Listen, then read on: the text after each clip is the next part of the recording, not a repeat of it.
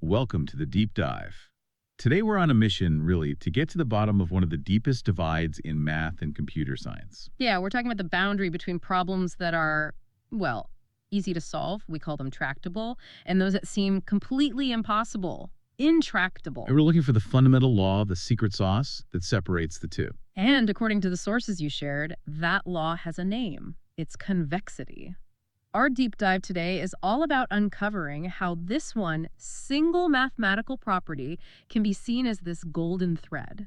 A golden thread that transforms these impossibly hard challenges into something you can actually solve efficiently. Yeah. In polynomial time. Exactly. So let's start with the hook, because there's a paradox here that I find completely fascinating. It really is. In combinatorial optimization, you can have two problems that on the surface look almost identical. Right, they feel like they should be equally difficult. But they're not even close. For example, if you want to find the shortest path between two cities on a map, Easy. We have algorithms for that. They've been around for decades.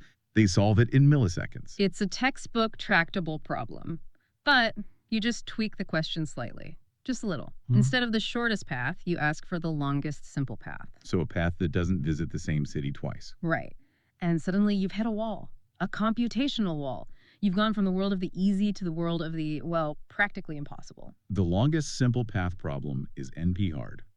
It scales so badly that for, more than a few dozen cities, it's basically unsolvable. For sure. And that's before you even get to the famous traveling salesperson problem, which is finding a path that hits every city once. Same barrier. So what is it? What's the magical property that separates the easy shortest path from the impossible longest path? Yeah. It's not the map itself. No, it's the underlying mathematical structure. And that brings us to the formal divide, P versus NP. P being polynomial time.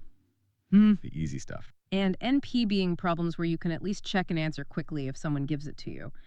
The really hard problems, the NP hard ones, they almost all have this one specific bottleneck. And that bottleneck is integer linear programming, or ILP. This is what you call the wall of inequality. Precisely. So if we're doing standard linear programming and LP, our variables can be any real number, 1.5, 2.7, whatever. That problem is convex and it's solvable efficiently. It's in P. But the instant you add one little constraint, The game changes. You say the solution has to be made of whole numbers, integers. Suddenly it's an ILP. and that one rule, forcing the solution to land on these discrete integer points, is what creates the exponential difficulty. Yes. The beautiful, smooth valley of possible solutions from the LP shatters into this dust cloud of separate, discrete points. You can't just roll downhill to the answer anymore. You have to check them. Okay, so if inequality is the wall, then we need to understand the tool that lets us either get around it or, I guess, just knock it down. And our sources are very clear. That tool is convexity. Convexity is the superpower of optimization. It's this sweet spot with rigorous theory, super efficient algorithms, and huge applications.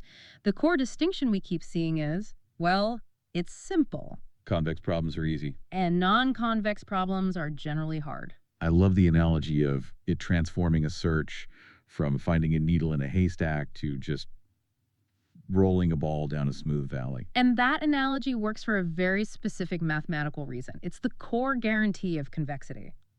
Local optimality implies global optimality. Okay, break that down. If you're minimizing a convex function and you find a point where moving in any direction, even a tiny bit, only makes the value go up, So you're at the bottom of a little dip. you are guaranteed, mathematically guaranteed, that you are at the bottom of the entire landscape. That's the global minimum. Which is a huge deal, because non-convex functions are bumpy. They're full of those little dips. Exactly. They're like a road full of potholes.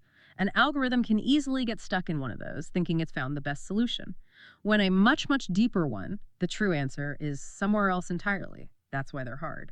But wait, the problems we started with, like network flows or paths, those are discrete problems. They're about whole things. So the real trick must be about finding a way to smuggle convexity past that wall of integrality. That is the entire game. That's what sophisticated optimization is all about. The hardest discrete problems, the ones we can solve, become tractable because they have some hidden structure, a structure that makes their discrete solution space behave just like an easy, continuous, convex one. Let's talk about those structures. You mentioned three bridges over the wall. The first one is the perfect formulation using something called total unimodularity. Total unimodularity, or TU. It's a property of the constraint matrix in your problem setup, the matrix we call It all null. sounds Very technical. It is, but the payoff is incredible. A matrix is TU. If every little square piece you can cut out of it has a determinant of 0 plus 1 or neckable 1. So what's the magic trick here? Why does that matter? The magic is this. If your constraint matrix $8 has this TU property, and you solve the easy continuous version of the problem, the LP relaxation where you forget about the integers, You just let the variables be whatever they want. the solution you get will automatically be all integers. Wait, really? You don't have to do anything extra. The integers just come for free. They come for free. The corners of the feasible region naturally land on integer coordinates. It's why problems like max flow or min cost flow, which model discrete things like packets or vehicles, are so stunningly efficient to solve. Their structure is secretly TU. So you completely sidestep the integrality wall.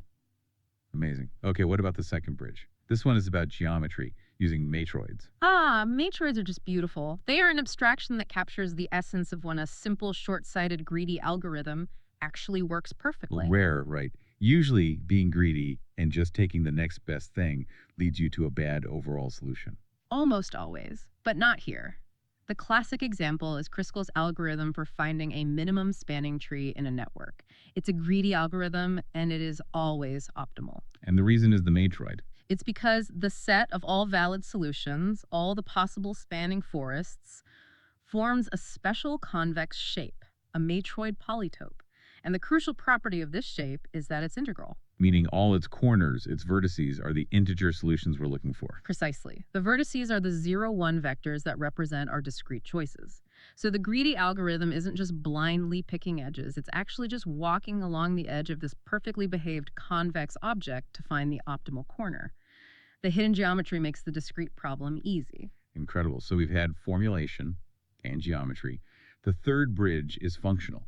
It's about its submodularity. This is the diminishing returns idea. Yeah, think about picking a team for a project. Adding a great programmer to a team of marketers gives you a huge boost. Adding that same programmer to a team that already has 10 amazing programmers gives you less of a boost. That's diminishing returns. It feels really intuitive. It is, but here's the paradox.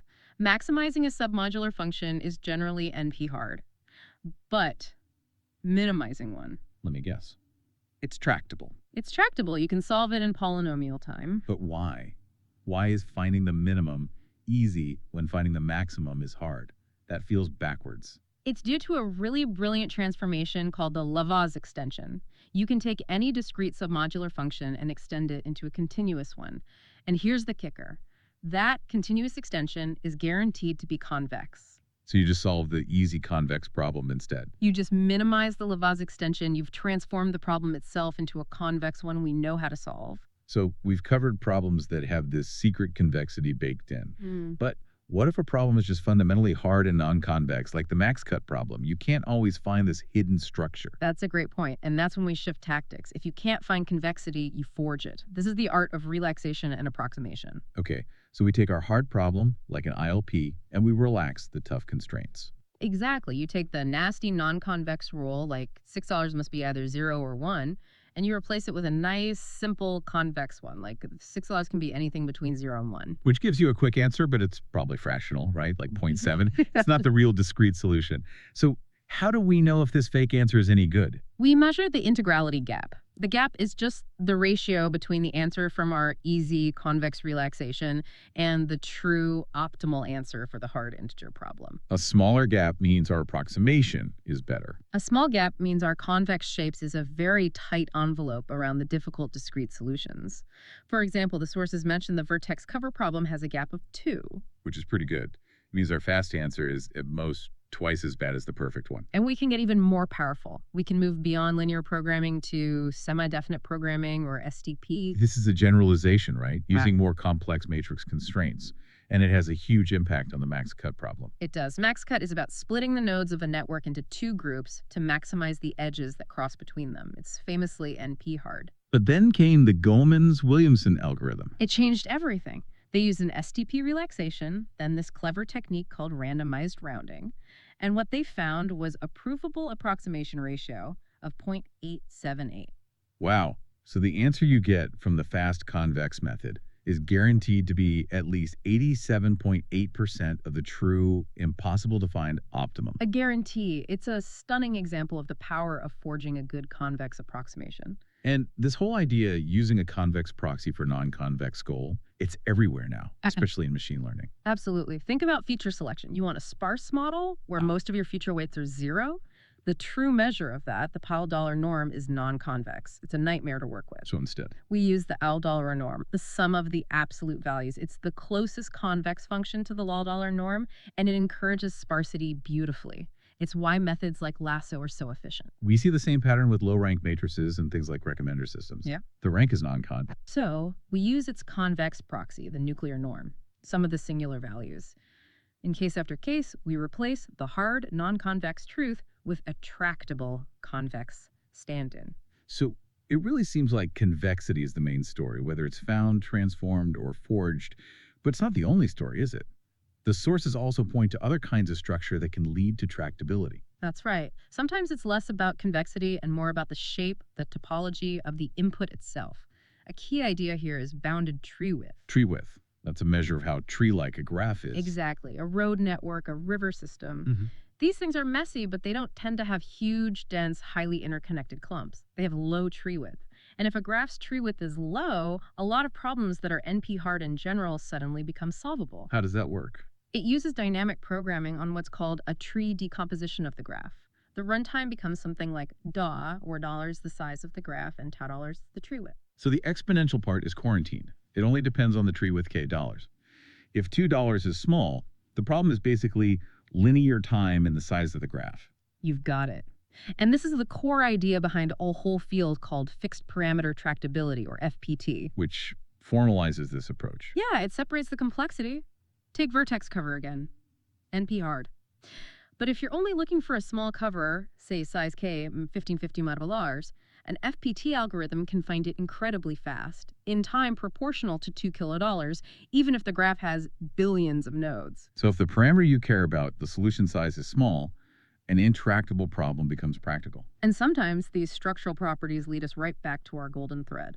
On a special class of graphs called perfect graphs, hard problems like maximum independent set become tractable. And the connection is, let me guess, convex. It's convex. The set of solutions for perfect graphs can be described perfectly by a convex shape called the theta body, which you can optimize over using semi-definite programming. The structure of the graph makes a convex description possible. The circle is complete. This has been, well, it's really reframed the whole landscape of complexity for me. The journey from intractable to tractable really is this search for convexity in one form or another. I think so. You're either finding it, like with total unimodularity, or you're transforming the problem to make it convex, like with the Laplace extension, or finally, you're forging a convex approximation with tools like SDP. It's the common language of efficiency. And yet, despite how powerful this idea is, there are still mysteries out there. Problems sitting in this weird twilight zone between P and NP complete that we don't really understand, even with this lens. That's the frontier. That's the exciting part. The sources point to two huge ones, graph isomorphism and integer factorization. Graph isomorphism telling if two networks are the same, we know it's not NP complete, but we don't know if it's NP, it's somewhere in between. And integer factorization. I mean, the entire security of the internet is built on the belief that it's hard. We think it's not NP, but also not NP complete. And of course, it's the famous problem that a quantum computer could solve efficiently. Which leaves us with a really provocative thought to end on. If the quantum world can crack factoring so easily, what other kinds of tractability, what other kinds of hidden structure are out there waiting to be discovered? Structures that might lie completely outside this beautiful, powerful, convex framework we rely on today. Something for you to mull over.